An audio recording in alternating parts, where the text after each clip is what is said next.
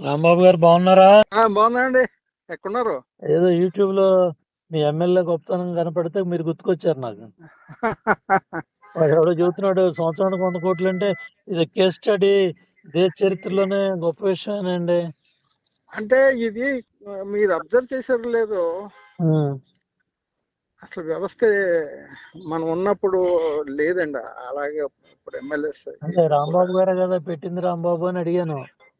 కాదండి. జనరల్ గా ఎవరి వ్యవస్థ బాగోలేదండి. ఉమ్.